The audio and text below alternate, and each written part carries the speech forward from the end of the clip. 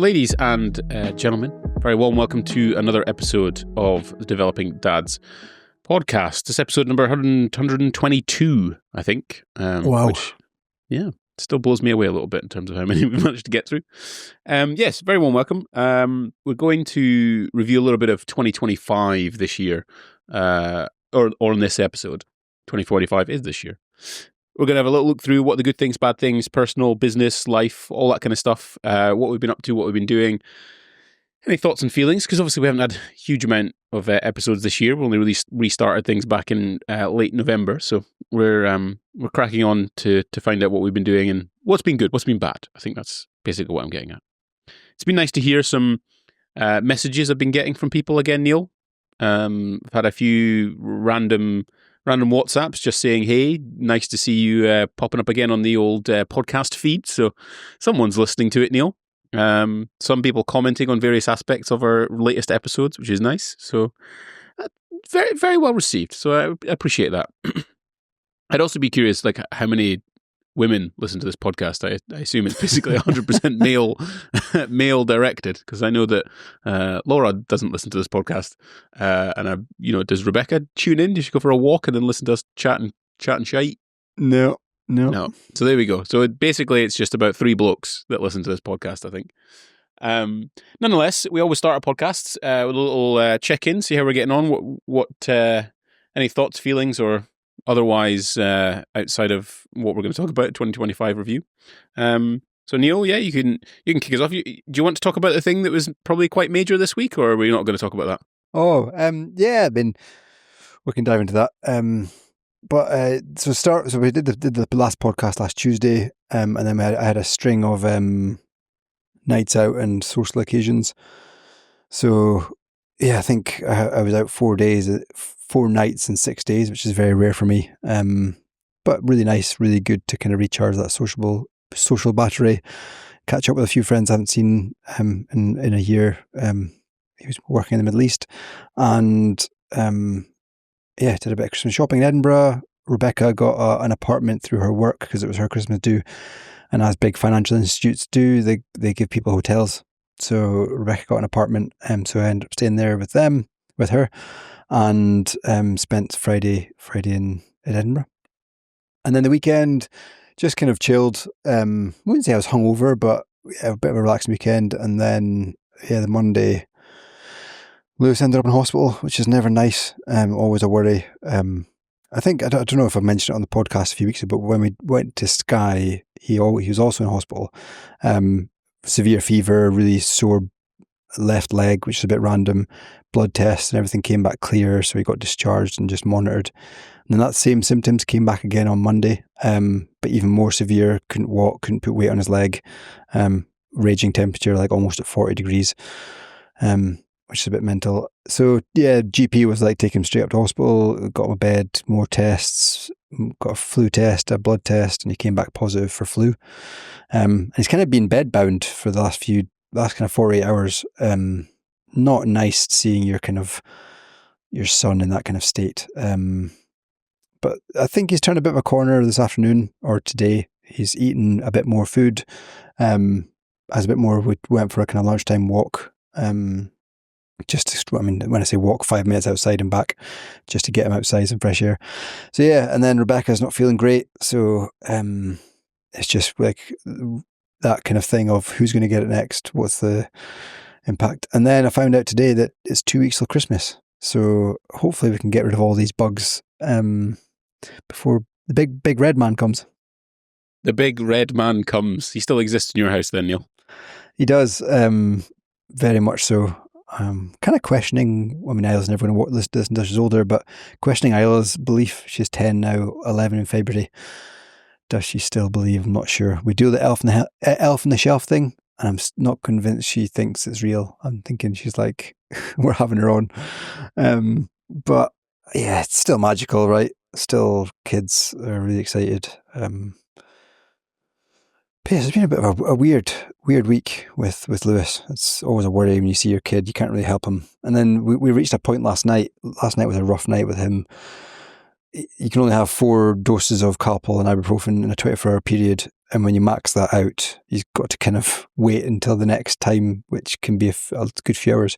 So he was in a lot of pain, body aching, sore muscles, sore head, and you couldn't do anything. Like, you can't give him more medicine because he's had the legal or the required amount. So just got to suck it up, Neil. Build that level of resilience. Come on, son. You can get through this. It's a shit time, but it will get better soon. I know. You know? But you were pretty ill a few weeks ago. Was that the flu? Do you think? I had sinusitis, so I decided to. I've only ever been to the doctor, I'm going to say twice in the last 20 years, give or take. Right? Once was because I was struggling to breathe a bit because I got tonsillitis, and you can only really treat tonsillitis with antibiotics, and it wasn't good. And I just was like, I'm going to get better. I'll be fine. I had to go to GDocs, which is like the out of GP surgery, because I wasn't registered with a doctor, because I haven't needed a doctor. And that was in Scotland back when I was like 18 or 19, I think, maybe 19. And they give you the form and like how ill are you, basically. And I think I ticked all the ones that were like, yeah, I'm really ill. You should see me now. So I got seen straight away. And the doctor just took one look at me and went, "You're not very well, are you?" And I was like, "Nope." So anyway, but you get antibiotics and you feel perfectly fine about 24 hours later, basically.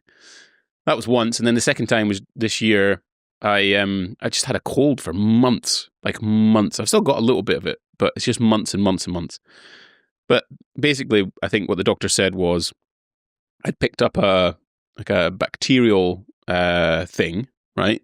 So which would cause a sinus issue. Probably from the old nursery thing that Finlay would take home from. And then I think I picked up a virus. So then both of those combined basically just inflamed my sinus. So you just can't get rid of it. It's just time. It just takes forever to get rid of it. So nasal steroid thing and some bacterial antibiotic thing. So basically that was that kind of it. But you're just ill, right? And then I ran a half marathon on it, which probably didn't help. So bit of that. Yeah. But people are dropping like flies. I don't know about like around the primary school parents we know. It's not good in this area.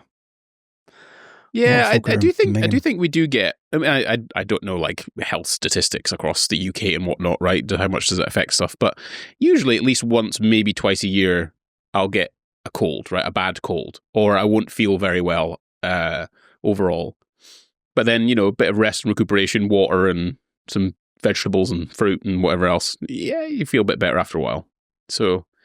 And apparently that's like the side effect of the Spanish flu, the one that killed like millions of people across the world, the last like kind of pandemic. This is just like the downstream lighter version of that. So I wouldn't be surprised if like COVID is kind of merged with that thing. Yeah, not that I'm a doctor or have any sense, but maybe it is. Could there be other things as well? Like, we're more confined indoors than we ever have been with like offices and home, like we work from home and all that kind of stuff, where it's far easier to like contract stuff compared to like if you're outside more often, maybe. I don't know. So yeah, I think there's just, I think it's only like a life threatening if you're like old, right? Old and really young. That's the danger. Yeah. I'm grateful that my kids are 7 and 10. Yeah, so it goes without saying, right? What protects us against these things? Exercise and your vegetables. So I'm sorry to hear that Lewis was struggling. But kids are pretty resilient. They'll bounce back. It just sucks for a bit, right? Yeah, time's a great healer. And we've got no plans this weekend, which is quite nice. Next thing is Tuesday, Christmas panto with the whole family. So hopefully we can be recovered for that. Nice. Yeah, the main key interesting point? I went to Paris for the weekend. The Baby and Bump crew, the sort of pre-kids class teaching thing that you do, networking, whatever else from 4 years ago. We're still keen friends with 3 other couples. So we went just as couples, no kids. We just went off to Paris for a good old gay weekend. And just kind of hung out, I guess. Got to know each other better. Went to dinners, restaurants. toured around the city a little bit, saw some bits and pieces. It's a beautiful place. Like Paris is really beautiful. Have you been to Paris, Neil? I have, yeah. Was it a kind of wild weekend, or was it quite civilized? A couple of glasses of wine, or did you get? I mean, boozy we're all and- we're beyond three of them. The rest of us are all at least late 30s age groups. So we're all kind of, alcohol has an effect. So it's more of a have a beer an hour kind of thing than 6 beers an hour kind of thing. Yeah. And also two of them are pregnant, going on to their third Wow. kiddie jump. So that's also a factor in those kind of things. Go for naps in the middle of the afternoon kind of thing, which is absolutely fair. They're growing human beings. So, but the husbands tend to follow because the husbands like naps too. So it's a bit of that really, kind of just fun and games. I always find it kind of interesting as well, trying to organize groups and, how much you have to, like the negotiation part of groups and the likes and dislikes of groups, that kind of stuff. I always find it quite interesting from my perspective, but it was great. Good food, good fun, good banter. And Paris is just an exceptional city. I want to see more of it. I haven't seen enough of it, so I'd like to go back again. But yeah, that was a highlight, I guess, last week. Cool. And Christmas shopping, how's that? Are you all sorted? I don't like. At what point do you just decide that you're too old and you're me and you're too Rebecca old? don't do presents. Yeah, you're too old and you're rich enough, right? I'm talking about the kids. Yeah, so that's the kid stuff. Have I bought any kid stuff? No. Has Laura bought all the kid stuff? Yes. Have I been party to the discussion of the kid stuff? Yes. I've been involved in that stage. Yeah, again, I'm still in this kind of like mindset of all of the things we're going to buy kids or not all of the things, but most of the things you're going to buy the kids this year, they will have forgotten about or not used by this time next year. So it's just like you're just adding to the pile of more stuff. And that pains me. It really pains me, especially when I just look at these, objective growth junior ISA graphs of where they could be when they're 18, when, hey man, like 30 grand when you're 18 is even with linked inflation and all that kind of stuff. That's pretty good. Like that's good. That's going to be useful, right? Even if it's from a life experience perspective, if it's buying something from a utility perspective, like a car, or even putting a deposit in a house. And they're not going to remember that Christmas, that plastic toy you bought them, when they were 4.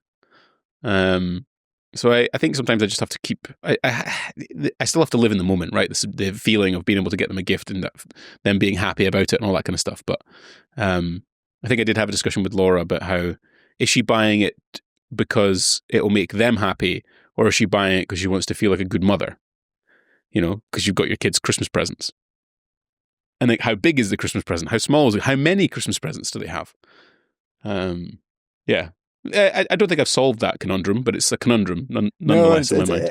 Every year it comes up, like kind of the golden number, how much you spend, how many presents should they have to open. We're pretty like conservative in terms of the amount of money we spend on them.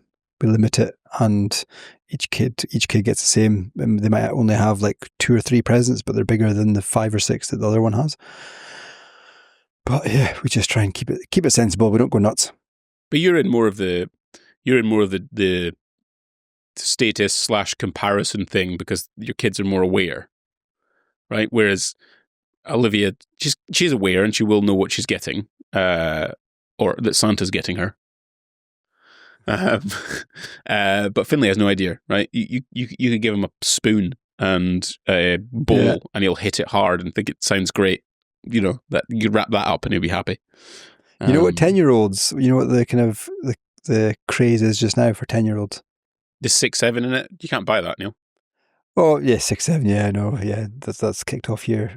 But the presents, like Isla, but it's probably like 9 to 12-year-old girls are desperate for jelly cats. Yeah, that's a Harrods thing. Do you need a jelly cat, Neil? I've got a huge store in. So I've managed to find some. Right. The Jellycat website's mostly sold out. But I mean, are you heading into London anytime before you come up? If you want me to, I probably will next week. But I don't know if I can check stock levels. I might have a look because we've got a couple, but she's desperate for the snow dragon. Maybe Uncle Gordon, depending on how much it costs. How much does it cost? It won't be Uncle Gordon. It'll be Santa. Oh yeah, well, Uncle Gordon can get it. You see, that's the thing. Uncle Gordon can look good. I'll send you. She's got a list of a few things. But yeah, for some reason, Jellycats are all the rage now. Snow Dragon Jellycat. Here we go. Oh right, yeah, it does look pretty cool though. Looks very comfortable. 35 quid. Yeah. Selfridges. Sell them in Selfridges, Neil. I know, but see if you click on it, it might just say it's out of stock. Oh really? What's it called? A Jellycat Snow Dragon. Sorry for anyone who's listening to this. This might be absolutely really boring, but I'm currently searching for a Jellycat Snow Dragon. God, they have loads of them. What are they? Are they just like soft toys? Is that what this is? Yeah, soft toys. Oh, interesting. British brand. Is it? They went viral in Harrods because they did like a fish and chip shop. But yeah. It was all teddies. Yeah, I've seen it, and they do like an acting thing of like folding it all up, kind of thing. They've got a Dexter dragon. Maybe they'll have it. We'll have a look afterwards. I don't think people want to go through £275. What? That might be an extra large one. My goodness, God, the markup on that must be something else. Anyway, to stop people having a boring time listening to us doing this podcast, we are going to discuss sort of going through just 2025. You know, what's 2025 been like for us? What have we gone through? Any thoughts and feelings and whatnot? The good and the bad. I have a business. I also have a personal life, funnily enough. So I thought we'd go through the good and the bad of those two sort of things. Generally speaking, I think, Neil, actually, my overarching thing about 2025 for me is I don't know where it's gone. Like, probably say that every year. I know I say that every year, but like, I don't know. There's a few things that I don't feel like has been particularly. This year doesn't feel like it's been particularly adventurous, I think is the word I'm going to use. You know, like I feel like, and again that could be because of the fact that we're so comfortable now as generally speaking from a human race perspective, certainly in the UK, right, and certainly in my position in the UK of what I've worked towards. I just don't feel like this year hasn't been as particularly adventurous as my previous years. But then I'm also kind of reflective on it and being like, well, it's probably because you've got a family, right? You've got a family, you've got overheads that come with a family, you have responsibilities and time constraints of a family. And then not every year can be some sort of absolute adventurous whirlwind of doing lots of stuff and seeing lots of things. Sometimes you just got to hunker down, do the stuff and look after the kids and do day by day and week by week and month by month. And I guess for me, 2025 has kind of been a bit like that. It's not been crazy. It's not been particularly adventurous, like I said. It's just been kind of like a flat line, neutral year. No major highs, no major lows, just all kind of pretty business as usual. What do you think? Yeah, I think that's fine. You don't need to have every year doesn't need to be a crazy adventurous year. And as you say, Finlay was at the start of the year probably a newborn. 4 or 5 months, yeah. Yeah, so just coming out the newborn stage, so that makes it difficult to do crazy things. I wrote down kind of one word that I would sum up 2025 as being fruitful. Fruitful, Neil. For us as a family. Yeah, I quite like that word because there's a few. I mean, you can take that down a few paths, but Rebecca getting a new job, or no, I shouldn't say new job. Well, it was a new job, but a job in a kind of proper career setting, proper kind of corporate ladder type role, which meant second income, more regular income, good income. So that was a big difference. I got a promotion, which had lots of things that came with it. So yeah, in that respect, we've managed to do more because we've had more resources to do more with. Should be nice. Took a 3-week holiday in summer, which do you feel with that, like, we all carry certain things, right? We'll have divided responsibilities. I think Brené Brown talks about the idea that it's not 50-50. Sometimes it's 100% one person, 0% the other. Like that's a kind of a relationship, a team. Like you carry certain elements of things. Do you feel like you now don't necessarily burden the money problem of the household? And does that feel good for 2025? Yeah, 100%. I'd say like the first part of 2025 where Rebecca hadn't, well, maybe I think she started in March. But yeah, like having that kind of cash reserves and that Because it's been for the viewers, it's been like 10 years, Neil, isn't it? Something like that. Yeah. 9 years. For just for the record, I'm not saying that Rebecca's done absolutely nothing over those 10 years. It's just that she's owned the family unit aspect of things, which is important. But I was just curious about how you feel about the division now of essentially income. Like if you stop working, it's not all just going to fall apart and everyone's effed up, right? Everyone's screwed. It's like there's some money coming in. We've got that kind of safety blanket as well, which isn't. Maybe we can go into it in a podcast because I don't want to divert from 2025. But when you get used to saving, it's a great thing to be saving money. But we're almost. Can you save too much? Maybe you can because your in the month life could be a bit better, but we still haven't kind of let our hair down. I wouldn't say. We're still putting money away. We're still kind of building that cash reserve, which is really nice to have.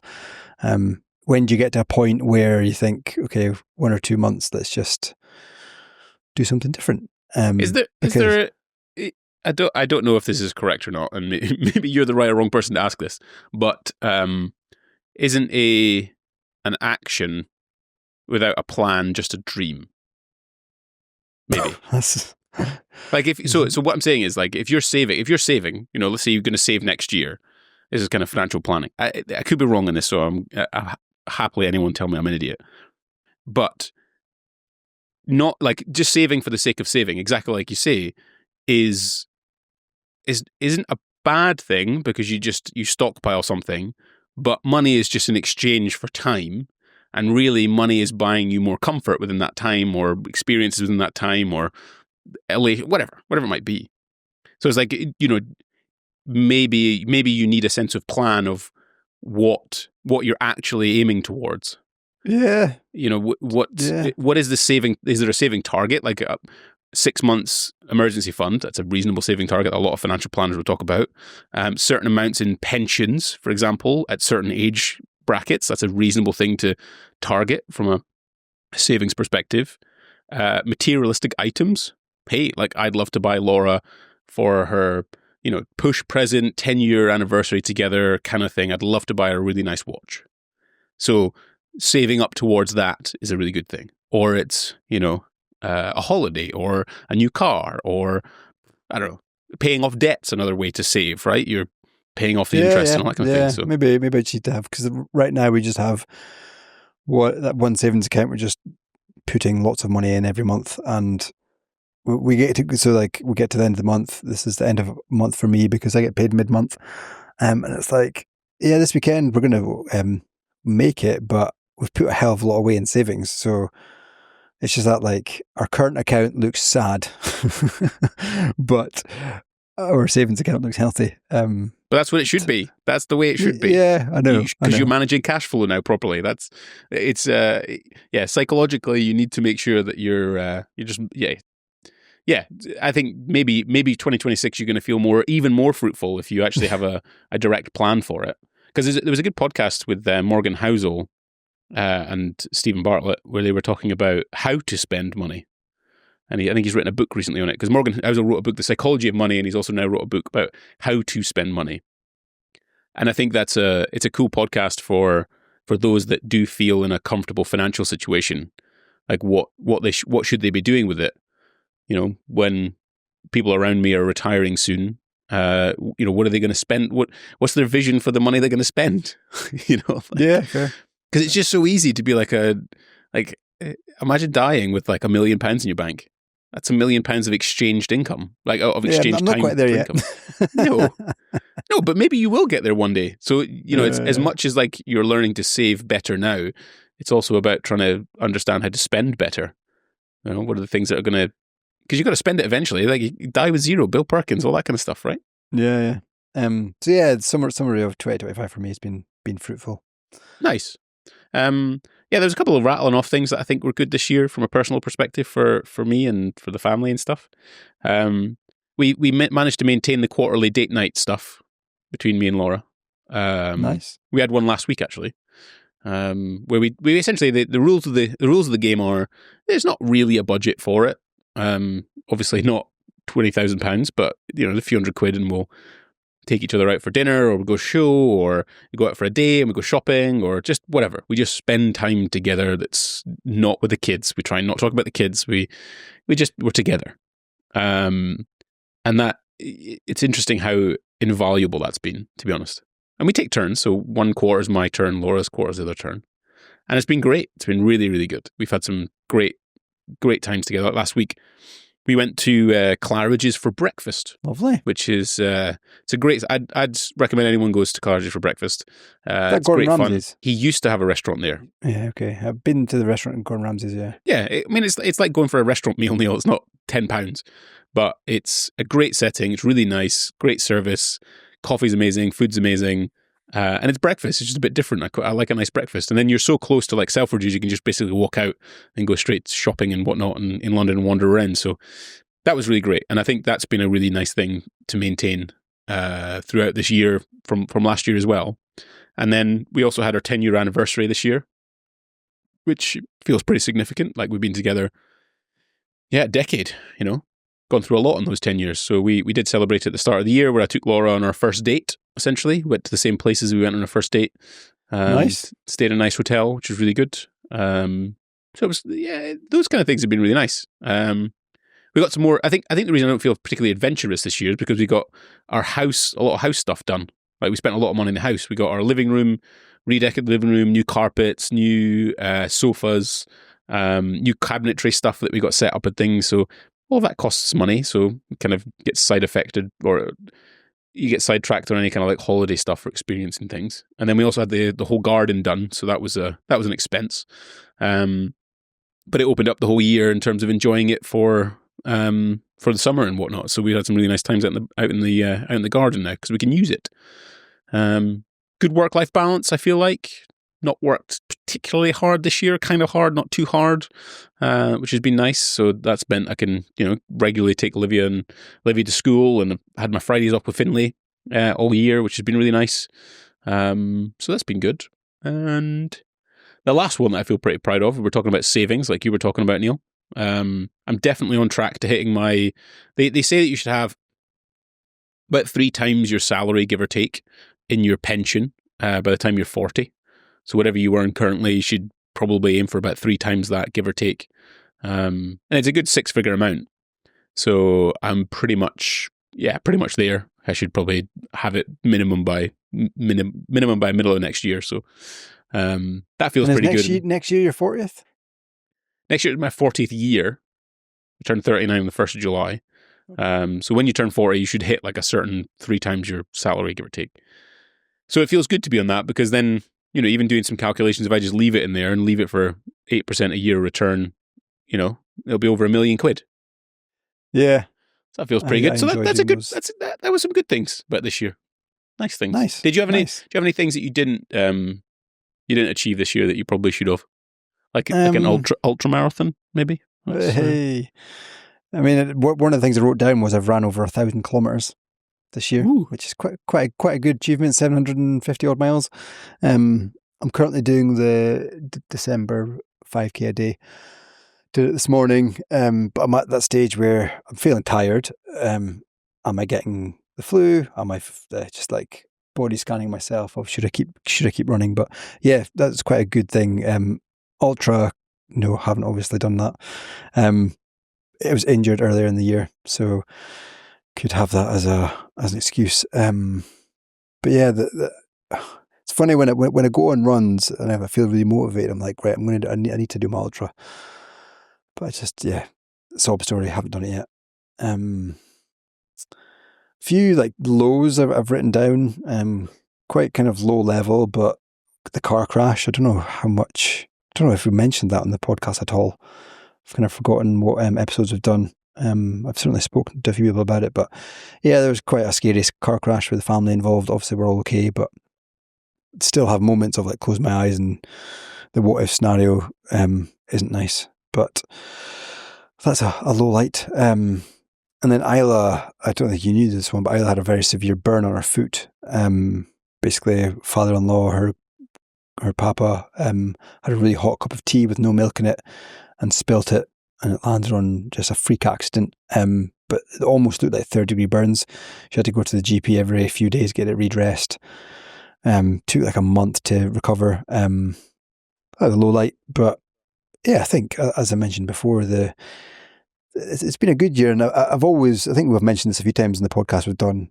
I think our outlook on life, when I say our, mine and yours, I don't know how we were brought up like this, but we're quite optimistic. We're quite positive people. So it'd have to be quite a bad year to bring it down, I think. As in, I don't know what would make it a bad year, some kind of terminal illness or something like that. But yeah, I feel like we're always quite positive, quite glass half full. I mean, yeah, you did have one where you were just stacking all the stuff together with the car situation. I thought that was kind of interesting, where your car took forever to fix. It couldn't get it fixed. Then you hired another car. I got lent a car. Got lent a car. You crashed that car, and then you got another car, and then managed to do the thing with that car, and then had to get rid of the other car, and then buy another car. But long story short, it's just a lot of car situation stuff all at the wrong time, right? Over 4 months of Yeah, so you love that, clearly. The burn thing. I think it's just so much of stuff is like kids, right, man? Yeah. They're so inexperienced that they just get themselves into such like tricky situations. As they get older, things seem to, I don't know if it happened more, but they obviously get more freedom. Probably get more, right? Because they're more free, they're more capable, they're stronger, but they're also not capable and not quite as strong as they think they are. They're overly confident. They haven't been smacked across the face enough to realize that they can't do the thing. Because half the time you only really learn that the stove is hot when you touch it. You can tell someone twice, maybe 3 times. Yeah, you can tell someone that that's hot, and I tell you right away, they'll touch it. And then they'll realize it's hot, and that'll give them a burn, right? It's how stupid human beings are, I guess. I don't think I've had any particular like bad things this year. Thankfully, touch wood. It's just two stuff. Like, I didn't focus on my health again this year. I did a bit of running, with the half marathon thing. Was that your first half marathon? First official half marathon. Second half marathon overall. So I kind of got into it and I enjoyed it and whatnot, but then I kind of fell off the bandwagon because I was a bit ill, and then just, you lose momentum aspect of things. I've got a calendar invite I've got literally a calendar thing in my invite that says I'm going to the gym 3 times a week, and I've still not done it. Which feels like a bad contrast, and I'm coming on here again talking about how I just haven't done the health thing again, because 23 and 24 I said I was going to do it, but I haven't. I don't know why. As I always explore the idea of like why I don't really want to do it again, given the extreme nature of what I was before. I think it's just identity shifts, time, commitment, focus, environment. You've got the t-shirt, you've done that before, maybe, I don't know. Yeah, but it's no excuse. Like, I know. Like, I remember having this discussion with Laura's dad. We were talking about the gym that Laura goes to. It's a semi-private personal training gym, so it costs more than a normal gym, that's for sure. But I was saying that, you would spend that money if you were guaranteed 10 extra quality years of your life. Now, that's quite extreme. Most people live a couple of years longer if they exercise regularly. But would you pay, a few £100 a month to increase your quality, not just quantity, but also quality of life, certainly into your older years?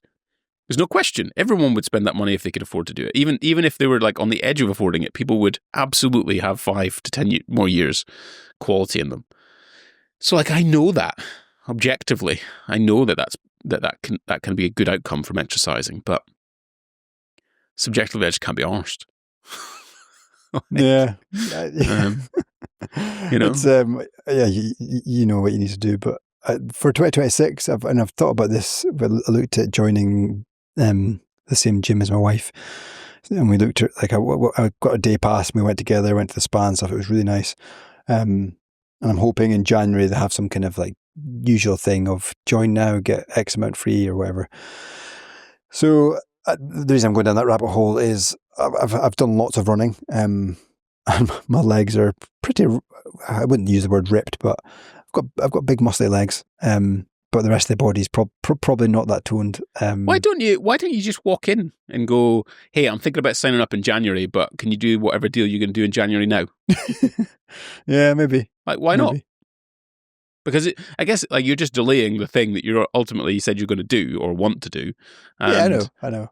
If it's just because they're not offering that deal, like I'll bet your bottom dollar right now that gym will want you to sign up today because their membership numbers are going to be terrible in December. Lots of people quitting, lots of people not joining. So you get ahead of the game and you get a 10% discount or no joining fee or whatever else, and you go, okay, fine, I'll wait till your deal comes out in January if you don't want to give it me now. Good shout. But yeah, that's really to build more muscle because cardiovascular is good, but yeah, muscle building is also very important when you get older. Oh yeah, well it's one of the it's a direct link. People that have more muscle mass when they're older suffer less falls, which ultimately a lot of people die in hospital, unfortunately, because they've broken their hip or leg or arm or whatever else, and they pick up infections and things from hospitals because they're dirty places, unfortunately. So another reason I didn't really mention it when I said the word fruitful. I just kind of focused on the financial aspect and the freedom that gives us, but friendships, I feel like the group of gentlemen I have around me, really nice, just like really solid group of friends. They look out for me, they offer to do things, I offer to do things for them. We help each other out with kids with like trips or taxis to the airport or picking up from train stations. Just like, I don't know, it's quite nice having that kind of support network. All similar ages. One guy just turned 40 at the start of the week. So yeah, it's nice to have that network, and I feel like that's kind of me set now for a few years. I don't really need to worry about set. That's it. I've made some friends, and I'm just going to keep these ones. Yeah. I don't need to expend any more time of getting to know people and having awkward chats. Yeah, awkward chats at the gates. I've got my might get called a clique. It's a group of like there's a certain group we stand in a certain area in the playground waiting for the kids to come out. I don't need to go and look for any more buddies. I've got the. Oh mate, the school drop off and pick up politics and scenario is very weird. Like Laura talks to me about the WhatsApp group she's part of, and I'd rather slowly but surely extract every single eyelash on my eyeball or eyelid than be part of that group, because it's just, you've got people voice noting in there. Like, I already don't like voice notes, but imagine voice notes from people you don't even know. Questions like, what are they supposed to be wearing at school tomorrow? Yeah.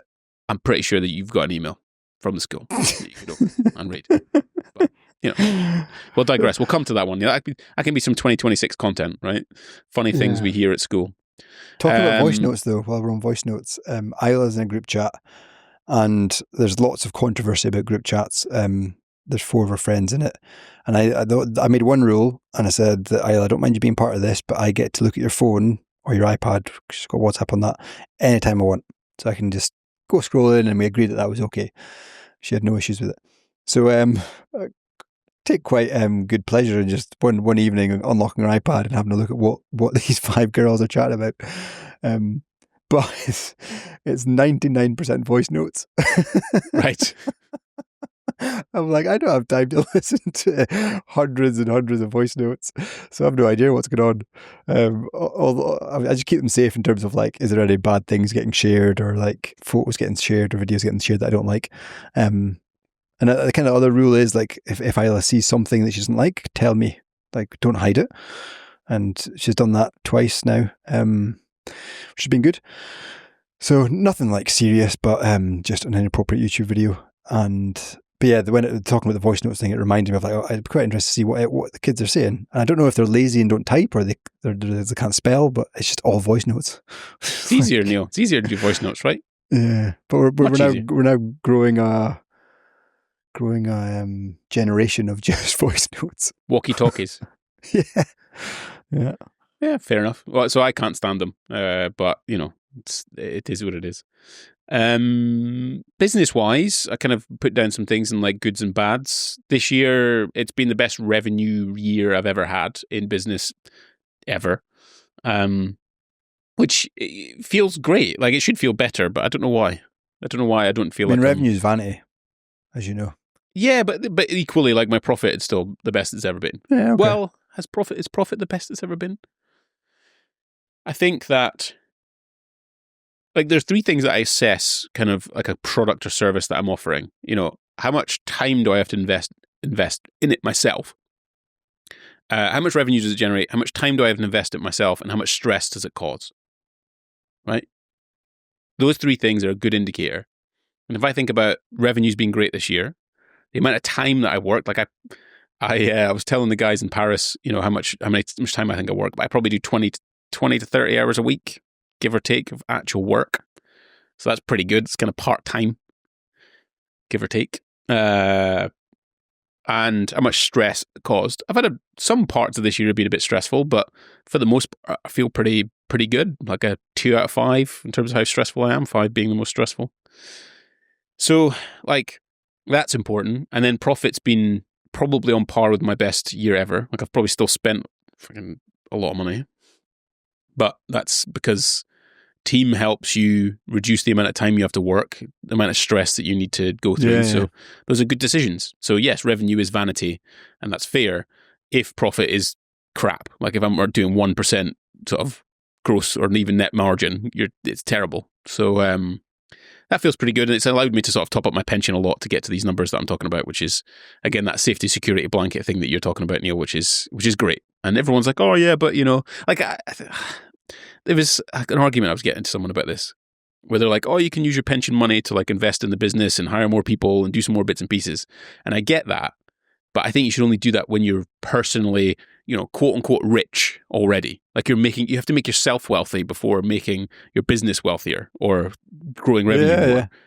And I'm not saying that you need to be like buying Ferraris and whatever else, but you should have your 6 to 12 months emergency fund. You should have your pension completely up to scratch on what would be the Fidelity sort of study looking at how much you'd be in pensions, etc. All the way through to just having being able to sort of pay yourself on a regular basis. Your cash flow for your business should be good. Once you've nailed those, then start reinvesting in stuff, because especially if you have a family, you're being a bit selfish if you're not using that money to ensure that there's some security for you and your family. I digress. So good than that. I feel clearer on the product that I'm offering now, certainly to the tail end of this year. I'm really sort of doubling down on this video editing service for YouTube, education-based YouTubers. So anyone talking head that's in a service-based product.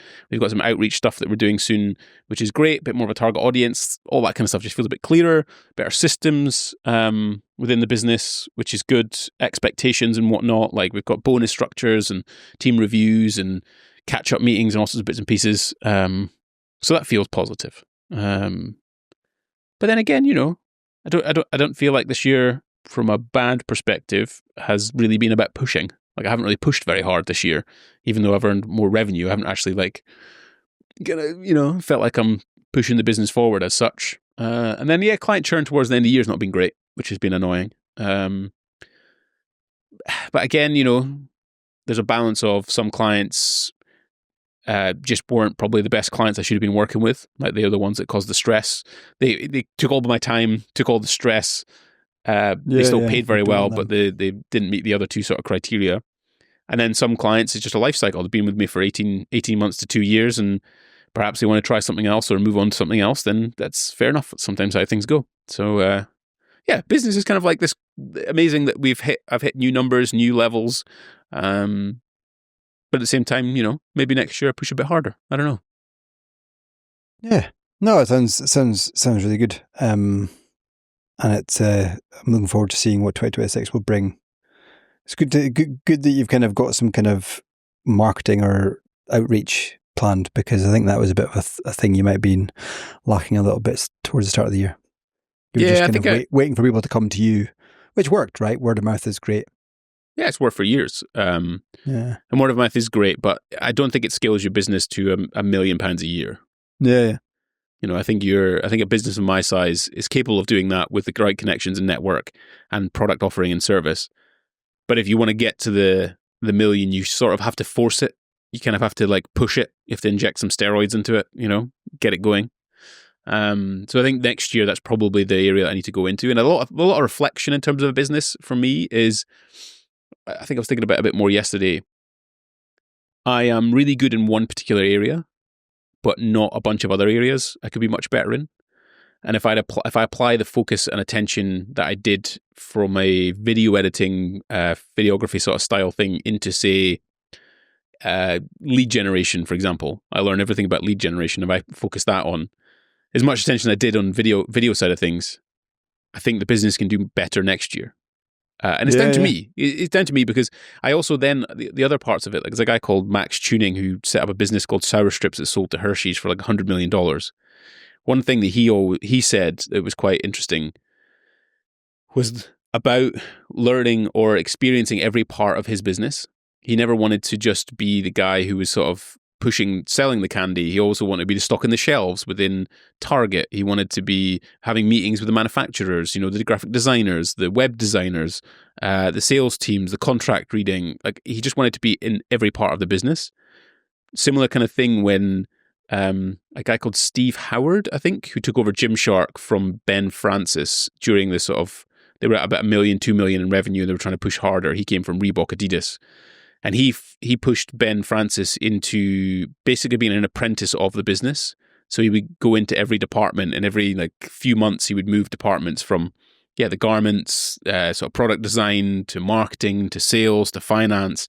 So he learned the entire business because they all had heads of departments who knew what they were doing in that particular area. But as a CEO, as someone who's trying to enterprise and push the business forward, he needed to know about all of the factors, all of the things. And not necessarily become a full expert, but certainly have a very good handle of exactly what they're doing, why they're doing it. Because I think it makes it easier for me to hire. So if I'm going to be into lead generation and sales, I need to know how to do it really well so that when I hire someone, I know if they're good enough. Yeah. And I know where to spend the money and do it properly. So I think there's a bunch of reflection on that. I think there's some things that I need to get better at, upskilling, and I need to be able to push the business forward. I don't know why I haven't necessarily started it now, but it's December. Can't be bothered. I'll do it in January. So you kind of next 3 to 6 months, you're going to be a lead gen expert. Well, I'm going to try, see what I can come up with. I think I've got some ideas already of what to do. It just needs to be systemized and implemented, essentially. Yeah. We've done the first ones we were doing is a lot like cold outreach typically is, you just send a DM on Instagram or you send an email that you find. But it's usually, hey, I edit videos. If you're interested, DM me back, blah, blah, blah. But really, my strategy is actually to download some of their content currently on YouTube, re-edit it, create some new thumbnails for that particular piece of content, and then do the outreach, and then speak to them and see if there's a possibility of working together, and targeting audiences that are targeting avatars that are essentially able to afford it. So things like finance and business or entrepreneurship with back-end services and whatnot, because their CPMs or RPMs are much higher than entertainment channels and whatnot. So we've got a bunch of them. They're really cool edits. So I'm really hoping we can, even if we pull off 1 or 2 of those, then it still has a LTV that's pretty high. So revenue generated from that experience, even just putting together, is like, it doesn't cost me much to do, but the LTV can be high. So anyway, nice. Yeah. Cool. Well, we round it up. We can do, Neil. All right, so that's a bit of a review of 2025. All's been good. Hope for anyone listening to this, if your 2025 has been as fruitful as Neil's, I hope it's been a good one. If you do want to watch this, we're on YouTube, so we've got Developing Dads on YouTube. You can check out the podcast there and watch us doing whatever we do on video that's different to the audio. I don't know. Well, I'm waffling. You can also check us out across Spotify, Apples, and whatever other podcast platform that you potentially use.